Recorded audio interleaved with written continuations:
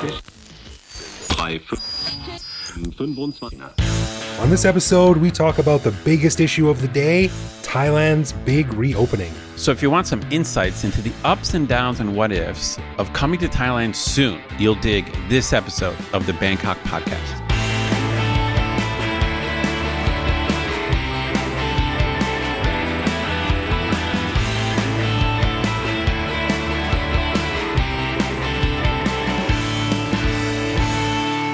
Sawadee krap, and welcome to the Bangkok Podcast.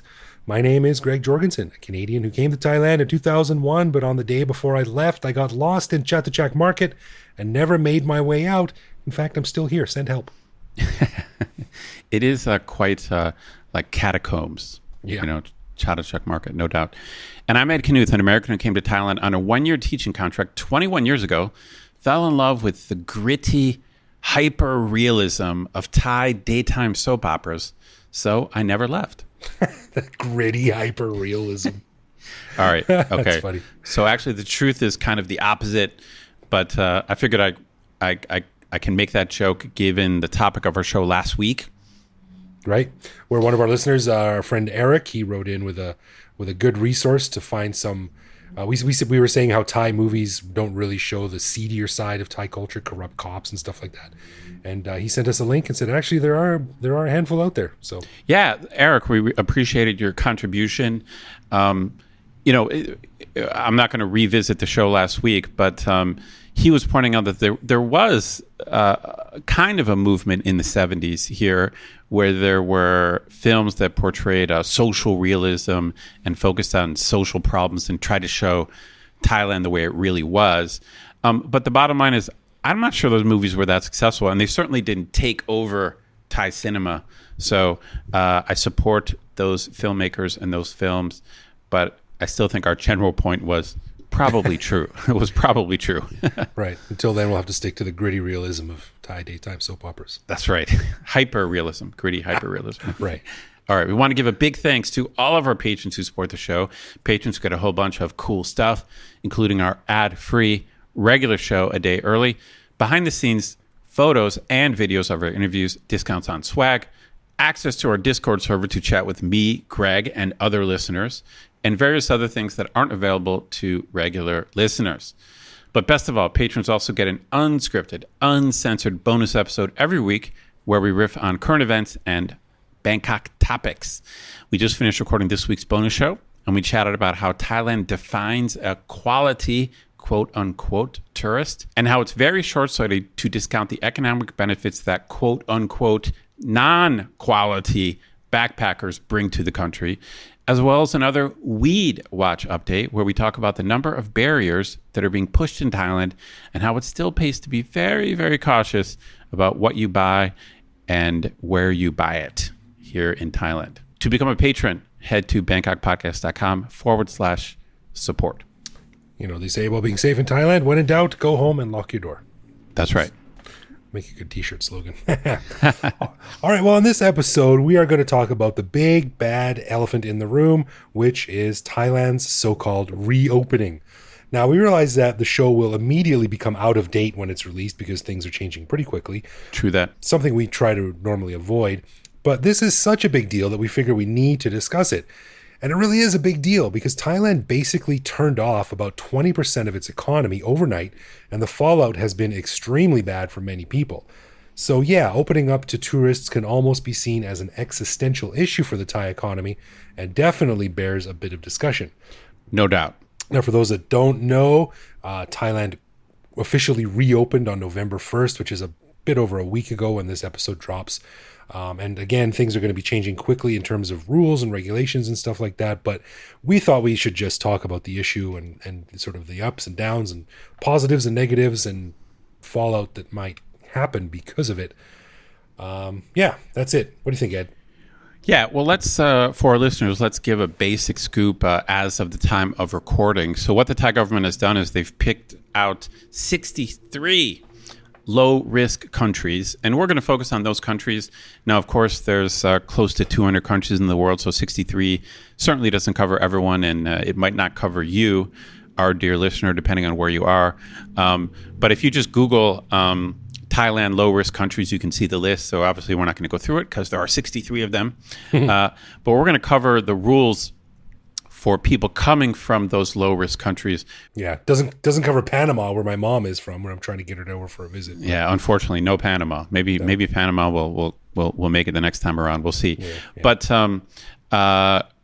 Greg and I are going to walk through what you have to do if you're from one of those 63. Now, if you're not from one of those 63, there's some stricter rules, which unfortunately we don't have time to cover. So we're going to cover the general rules if you're from one of the low-risk countries.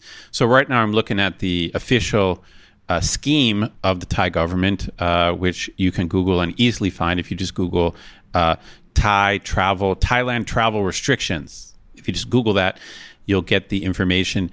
And as Greg pointed out, we don't know. The Thai government is prone to change rules.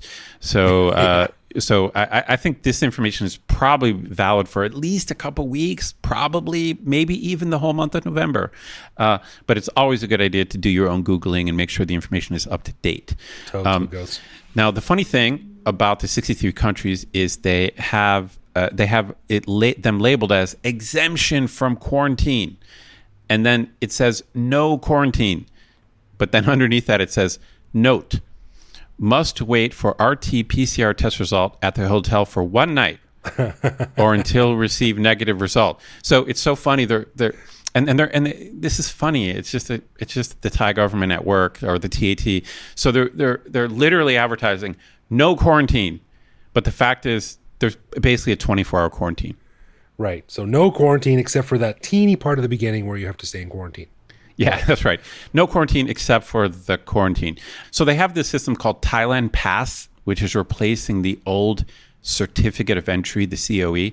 So again, if you Google Thailand Pass, you'll get all the requirements.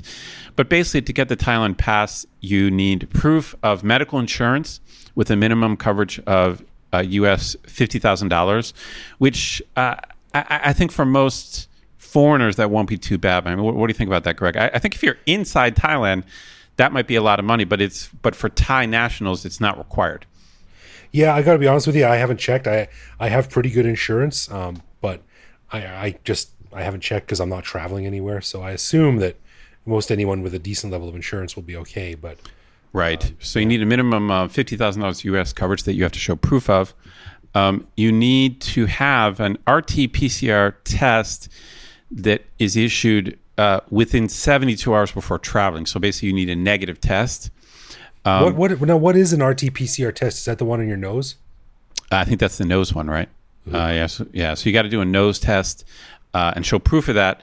So presumably that would be and our buddy. Actually, he's not really my buddy, although you have met him. But so Richard Barrow, as always, is the source for all information about Thailand and expat life and tourist life. So you should check out Richard Barrow on Twitter, because he recently went back to England for, it wasn't even that long. Was it like a week to 10 days, something like that? Yeah, he was invited to some TAT thing. No, he was there for like 1 day. Oh, that's right. Yeah, that's right. So he actually went back to represent Thailand. That's right. Okay, yeah, right. So he went back to England to go to a TAT event, and then flew back into Thailand, and this applied to him. So even though he is this super long-time expat, famous expat in Thailand, these rules applied to him. And so if you check his Twitter feed, he describes literally every step of the way. We're Richard Barrow fans here, but one thing for sure you can say about Richard is there's no lack of detail. That's right. So you will know what he ate for breakfast, what he ate for lunch. You will know all the details of his life. But it's good. I mean, it's very valuable information. So in short, you must be fully vaccinated, and that has to be true 14 days before you travel. So I think for most people outside of Thailand, especially if you're coming from Europe or America, that's probably not a big problem. You need your medical insurance. You need to have your RT-PCR test within 72 hours of traveling. Yeah. But here's the kicker. When you arrive, they give you another test when you land, and Richard Barrow explains this on his Twitter feed, and then you get shuttled to a hotel. Right. A 1-day quarantine. It's basically a 1-day quarantine that is explicitly labeled no quarantine. Yeah, Richard was saying they don't give you a key card for your room at the hotel, so you can't leave.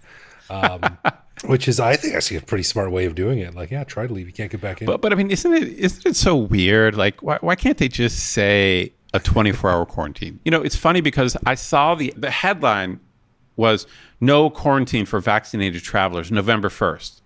That, you know, that's the headline. Yeah. And then I'm following Richard Barrow's thing, and he arrives back at Suvarnabhumi, and he's talking about taking a test, and he's talking about taking a shuttle to the hotel, and I'm like, what in God's name is he doing? Like, doesn't he? Like, he's Richard Barrow. He doesn't know. Didn't he read the headline? He doesn't know. I'm honestly questioning Richard Barrow. Doesn't he know that there's no quarantine? Honestly, because I mean, am I wrong? No, well, this is coming from the country where it says, of course we have freedom of expression. You just can't say and write certain things. You just can't say stuff But we don't beyond like. that, there's total freedom of expression. No, it's so, honestly, I got caught in this. So this is the value of our show, and of course Richard Barrow's Twitter feed is that we tell you the reality. Okay, the reality is there's basically a 24-hour quarantine, although it could be less than 24 hours. Apparently, you must spend one night. No, not even. He said that there was a guy that arrived at like 10 a.m. and then by like and he got his result. Oh, I see. 8 p.m. he got his results and he was out. Ah, interesting. Okay, so so this is interesting. So this is very lawyerly. So their statement of no quarantine, I guess you could defend it. They're basically saying you must take a test when you arrive and wait for the results. And of course, if necessary, you're going to have to go to a hotel. It's how you frame it. They could say, okay, you can wait for the results. Just sit here on this bench for the next 7 hours. Or you can go to a hotel room. I mean, it's up to you. That's right. But it is true that once you get your test results, then there is no quarantine. There's no sandbox. It's Right. not like, oh, you can't leave Bangkok or you're stuck in Phuket. That's not the case. Now, to be clear, this is only for people from the 63 low-risk countries. And so for other people, there's still kind of a sandbox program where you can still come in under some stricter rules, but then you can't leave the sandbox, be it Phuket or Samui or something like that. But for the 63 countries, again, you basically need to be vaccinated, you need insurance, you need a negative test before you arrive, and then you need to take a test when you arrive and wait for your results, and if necessary, spend a night in a hotel. That's pretty much what it boils down to. Do you think I got it right? I think you got it right. Now, my rule that I've said on here a long time is that any big system in Thailand needs about a year to get to the point where it should have been, where it opened. Obviously, we don't have a year to work all the kinks out. So the kinks, there's going to be kinks. There's going to be kinks in any big program like this, and especially when Thailand organizes it. But I think that they seem to be really taking this seriously because, like I said, man, they cannot afford to mess this up in any big way because this is it. Yeah, well, let me give you my. I don't have a lot of on the ground reporting, but Monday night, November 1st, which was the first day that Thailand was open, and also that alcohol sales were permitted in restaurants, I did my duty. I didn't really want to. I wanted to stay home and get work done. But since I'm the co-host of the Bangkok Podcast, I felt like it was my duty to go out and have a couple drinks. Oh, thanks for taking one for the team, man. Really, that's what it boiled down to. So I did go out on November 1st. And sure enough, openly, you can buy alcohol and drink in restaurants. Hooray, something I've been calling for a while. But here's a fascinating thing.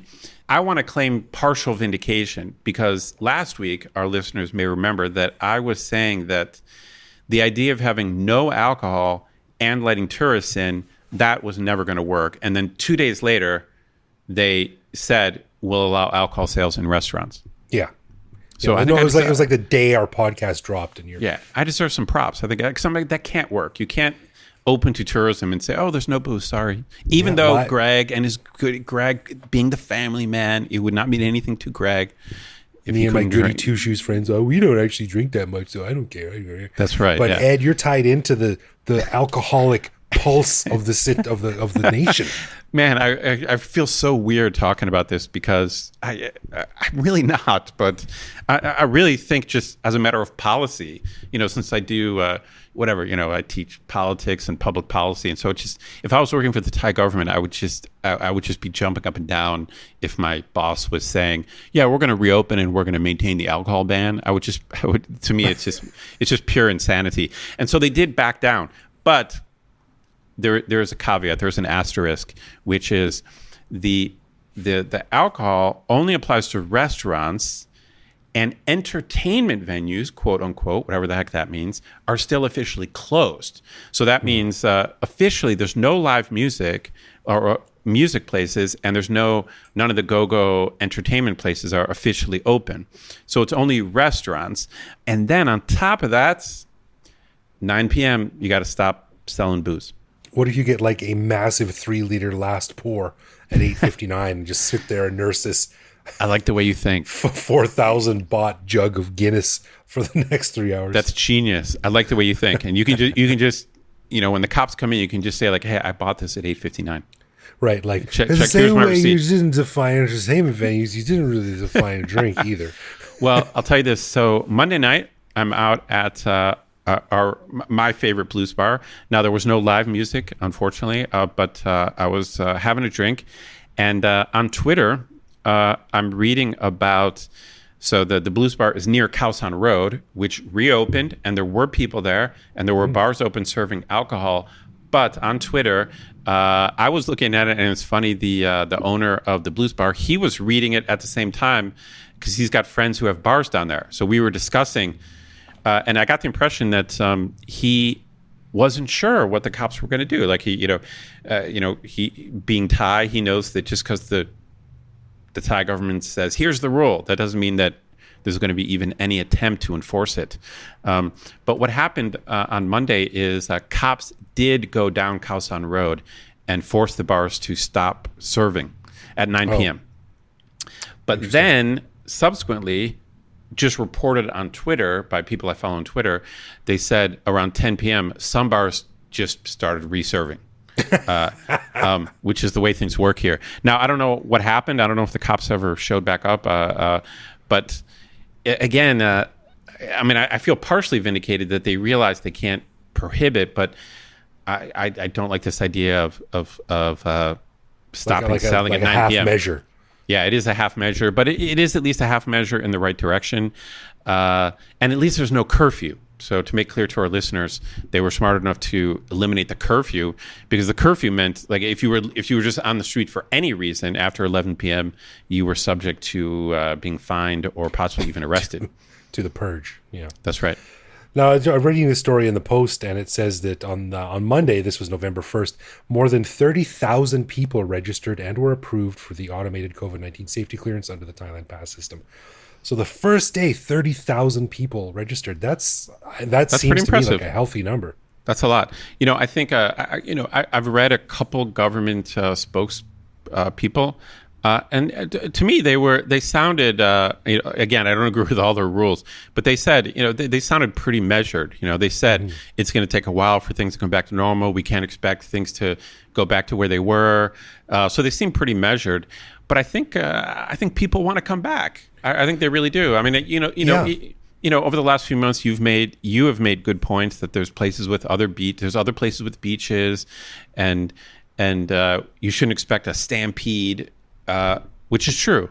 But I think there are just a lot of people who like to come here, and I think they've been waiting. We forget what it's like to live in cold climates and how people plan. You plan for a year just to get your 2 weeks. God, dude, I just have flashbacks of stepping out of that nice hot shower onto a cold tile floor with ice around the rim of the window because it's minus 40 outside. God, I'm getting flashbacks. But they also said that 270,529 people will be passengers on international flights operated to and from Thailand in November. So that's a lot of people. That's a lot. Now, to be clear, back in the heyday, there were close to 40 million people arriving per year. Right. So, of course, there's a high season and low season. But that would mean in high season you would be having more than 5 million people coming during high season per month. Right. Well, I know a handful of people who are already either booked or about to book their trip to Thailand. One of our listeners, Brett, he's on his way, and our buddy Vince, we'll hear from him later on in the show. Cool. He's going to be coming soon. But there's also a lot of chatter on Twitter that I'm keeping on top of, where a lot of people are saying like, I really want to come to Thailand. And this is people both inside and outside Thailand, but they're just like, it's just too much. There's too many what ifs. Like, if the person next to you in the seat on the airplane has COVID, that's the end of your vacation, because you've got to go into quarantine. That's an interesting point. Yeah, I don't know. I wonder if those rules are officially published. I know for sure that if you test positive, you definitely can't quarantine at home or self-quarantine. So if you test positive, even if you have no symptoms, you definitely have to go into like a proper hotel quarantine, a government hotel quarantine. Because I followed a woman. There was a woman down in Samui who tested positive but had no symptoms. And so she wanted to just hang out in her own hotel that she had pre-booked, and they wouldn't let her do it. She had to go into like the ASQ, alternative state quarantine. She had to switch hotels, and they wouldn't let her, even though she was at zero symptoms. Right. Well, this is a point that Richard pointed out too when he was in London, and he was like, all the parks are open, people are walking around without masks. Right. So he's just like, it's just, even though Thailand is supposedly in the middle of this big reopening, they're still way more restrictive than other countries are. So, there's still a lot of what ifs, I think. Agreed. I think that travelers, the key thing, as we've said before, is just to be informed, to know what you're going to get into, so there's no surprises, which is what we're trying to do, is just let you know the scoop. But I will say this, which I've said before, I think now or maybe December, I think it's a great time to come. I was watching, it was someone else on Twitter was talking about their trip to, I think, Wat Arun. And there's so few people there. It's like you can just walk around. So it's open, and there's just a few tourists there. And it's never like that.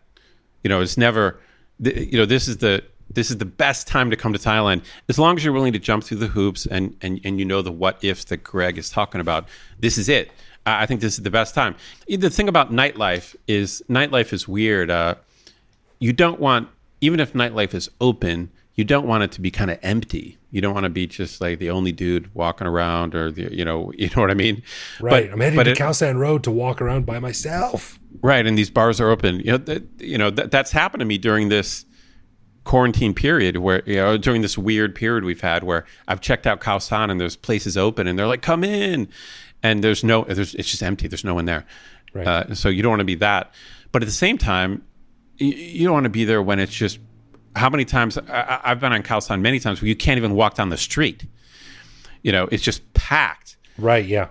And so you don't. So to me, if you could come to Thailand when there's about 10 to 20% the usual, that's the best time. So this is a unique opportunity. So for me, November, that might be a bit of a risk. So, and obviously most people wouldn't plan a trip on short notice anyway. But I think that within a month, the kinks are going to be worked out. Maybe some of the rules will be lessened a little bit in December. Maybe we'll get alcohol sales a little after 9 p.m. Maybe we'll get entertainment venues open. I think a lot of people are hoping that December 1st will be a true full reopening with entertainment venues, and things like that. So I'm all in on. I'm telling all my friends and things like that. I think December, January. I think it's the best time ever to come to Thailand. I'm going all in on this. I would agree. But let's talk specifics now. Like, are you going to take advantage of this? Are you going to go anywhere? And if so, where do you want to go? Where do you think would be a good place to head to?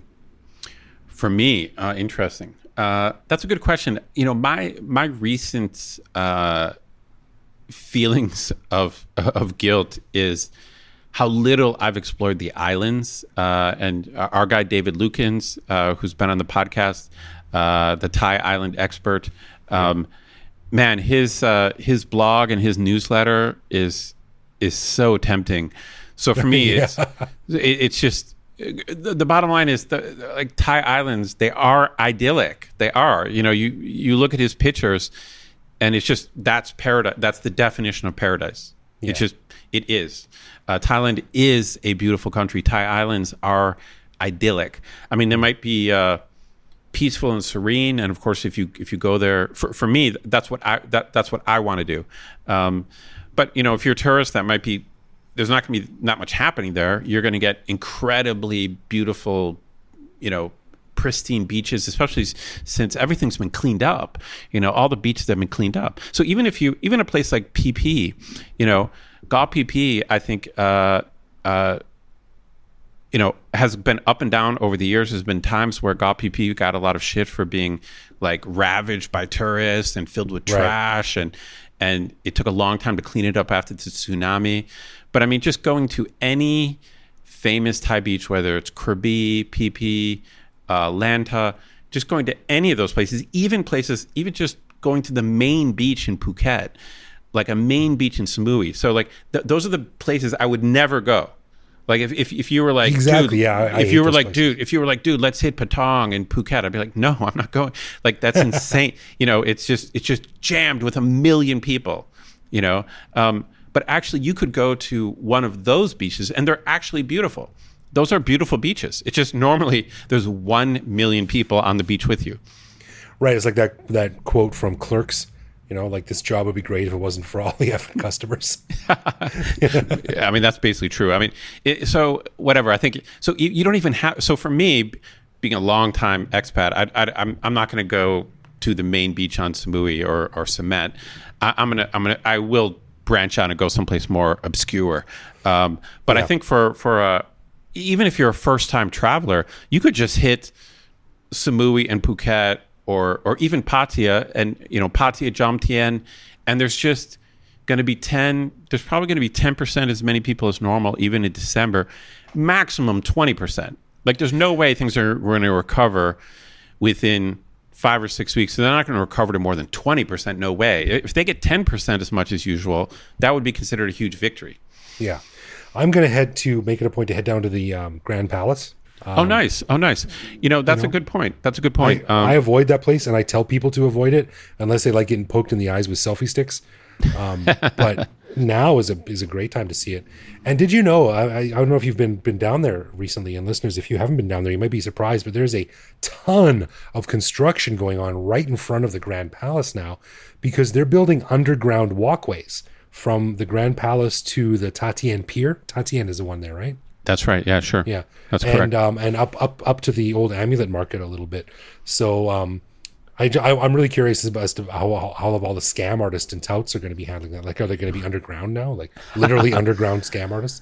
Interesting. No, I mean that is a good point. I've mentioned before on the podcast, I'm not a huge fan of the main tourist attractions, but you're right. With fewer people there, they will be a lot more tolerable. So, so if you like to take pictures and things like that, or take your time, or if you just don't like crowds, now is the time to go, man. Yeah, totally. Where else? Well, I guess I'm going to hit the Grand Palace. And yeah, an island might be nice. Hopefully I can get down to Kokut early in the next year. I'm going up to Chiang Mai at the end of this year, at the end of December. Oh, you are? Nice. Christmas. Oh, nice. Yeah, we're going to get some cold weather, and it'll be really interesting to see what it's like up there. Oh, for sure. But definitely, man. Yeah, if you can make it in the next 3 to 4 months, it's going to be probably pretty ideal. Yeah, with caveats. So as Greg said, you got to make sure you're well informed about the hoops you got to jump through, because there are some hoops. At least as of right now, you're going to have to take a test when you hit the ground and wait for the results. So as long as my thing is just, if you're ready for the bullshit, then it won't be so bad. So if you're like, okay, I've got to do It's just X, life in Thailand in general, though, isn't it? If you realize, okay, I'm going to have to do X, Y, and Z, and then I'll be free. As long as you're well informed and not surprised, I think the reward will be worth it. It will be. Yeah, I agree. It's going to be Thailand's beauty distilled. Agreed. And it's funny. Even when I was back in the Blues Bar on Monday, I was teasing my friends there, the owners, because even the Blues Bar was super clean. You know, the Nice. floor was just clean. Because they just have been closed, and of course they clean, they reorganize. And it's just everything is so clean. So, and I think beaches, hotels is like because Hopefully all these places, follows, yeah. well, they haven't had anything to do except prep. Right. Renovate, clean this. Okay, shit. No customers for 3 months. Okay, let's renovate. Let's take care of this, clean this, wash this. Right. So Thailand is spick and span. Spick and span. There's a new slogan, man. You got it. But Thailand is sparkly, spanking, new looking. So we're all in on this reopening. I think I like the details of the reopening, the 9 p.m. alcohol thing, and the 24-hour quarantine or whatever you want to call it. I don't agree with the details, but I'm glad they made this move. Yeah, it's going to be a good time. So get on over here if you can. It's going to be awesome. For sure. Totes. All right, let's get into some love, loathe, or live with, where one of us picks a particular aspect of living in Bangkok, which we then discuss and decide if it's something we love about living here, loathe about living here, or have come to accept as something that we just have to learn to live with no matter how we feel. And last time, Ed asked me what I thought of exaggerated salutes by security guards. So this week, it is my turn.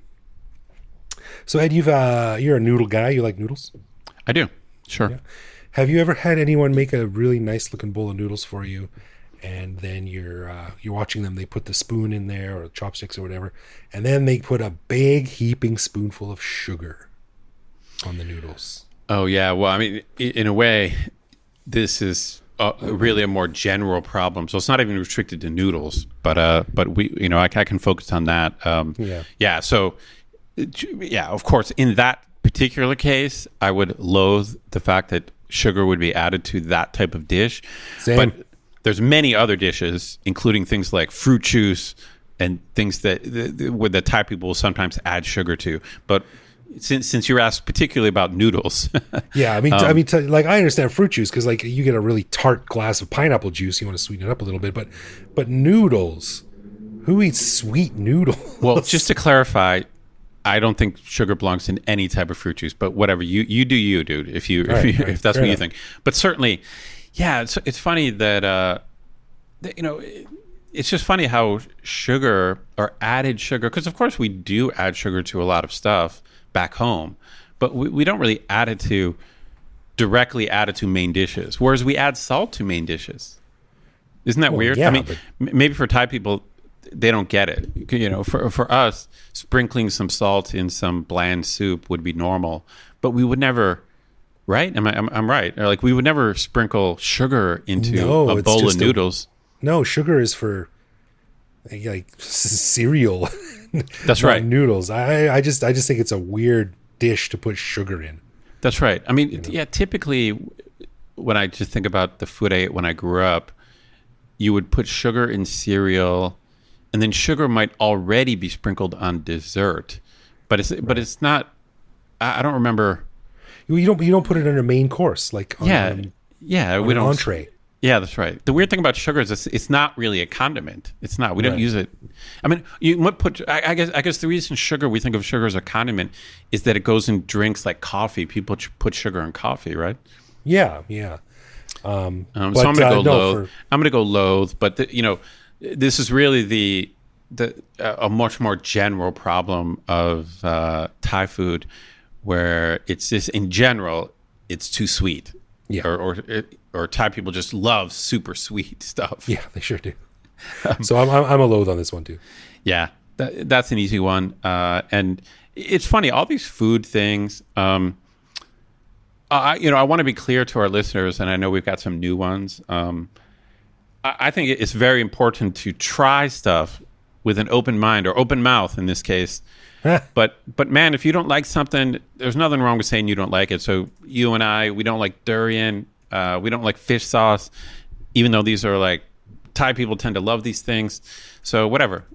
Just like if Thai people go to Canada and they don't like eating like moose off the bone, it's their right. You know, How dare they? They can't get in.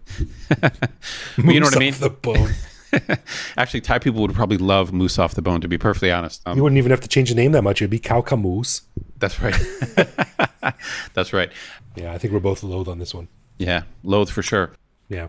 Okay, hey, let's do a voicemail. We asked our listeners to send in something on the Line app if they had something to say.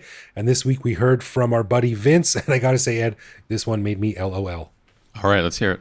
Did you hear about the orgy at the campsite? It was fucking intense.